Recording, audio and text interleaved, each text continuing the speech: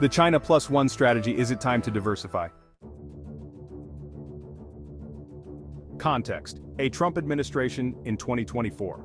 With Donald Trump back in office, the political landscape may influence business decisions, especially for Western companies heavily reliant on China.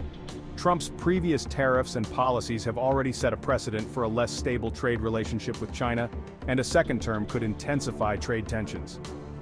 In this environment, the China Plus One strategy, which involves maintaining production in China while diversifying to other countries, becomes increasingly appealing.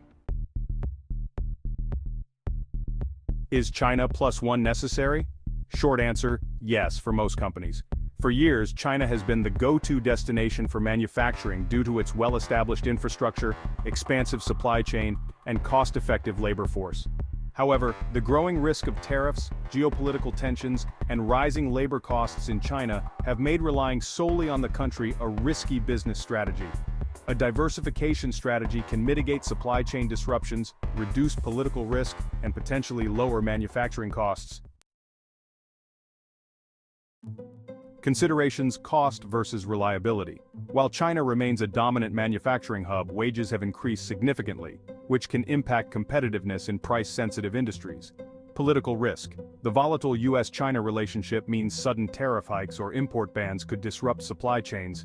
COVID-19 fallout, lockdowns, and restrictions in China highlighted the risks of depending on a single source, pushing companies to diversify. What are the risks? While diversifying offers many advantages, there are potential downsides. Increased complexity. Expanding operations into multiple countries can add layers of logistical complexity. Companies must manage different regulations, shipping routes, and quality standards. Supply chain fragmentation. Operating in multiple countries can lead to fragmented supply chains, increasing the potential for delays and miscommunication. Cultural and language barriers. Businesses may face challenges in negotiating with local suppliers or understanding local regulations without the same ease as in China, which has had decades of experience catering to international clients. Quality control. Finding reliable suppliers in new markets is essential but challenging. Companies need to implement rigorous quality assurance measures, such as factory audits and product inspections. How to implement China Plus One? Start small. Begin by moving a portion of production to another country. This gradual approach allows businesses to assess risks without jeopardizing their entire supply chain. Conduct due diligence. Thoroughly research potential suppliers and countries, taking into account factors like infrastructure, political stability, labor costs, and industry expertise. Utilize factory audits and inspections to ensure the quality of suppliers. Invest in training. Equip local teams and suppliers with the skills and knowledge necessary to meet your production standards.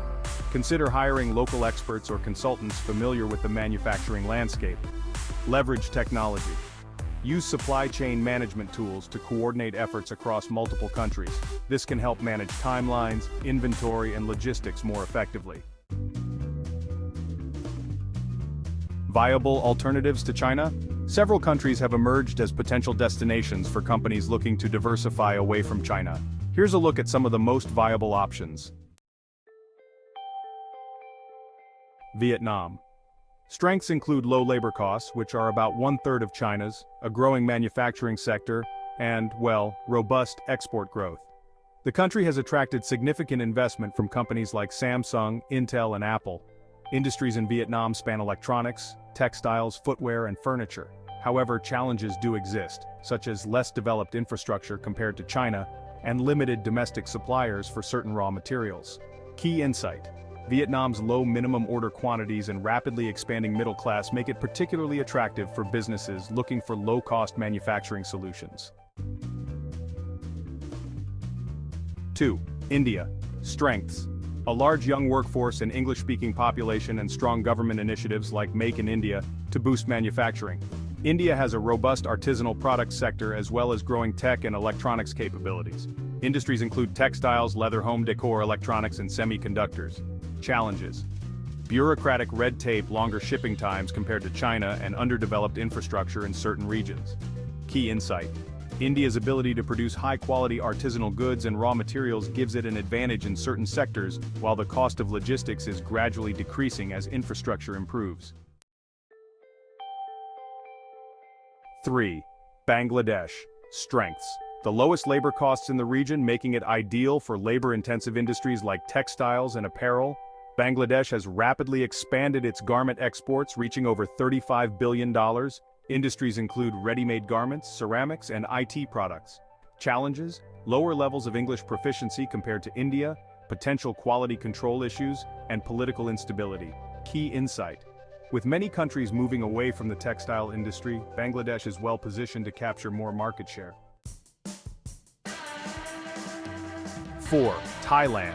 Strengths: advanced infrastructure, ease of doing business, and a strong electronics and automotive sector. Thailand's diversified economy provides opportunities beyond traditional manufacturing. Industries include electronics, automotive, machinery, and textiles. Challenges: higher labor costs than Vietnam and Bangladesh, and political instability with a history of coups. Key insight: ideal for higher value manufacturing, particularly in the electronics and automotive sectors. Conclusion: diversify, but with a plan.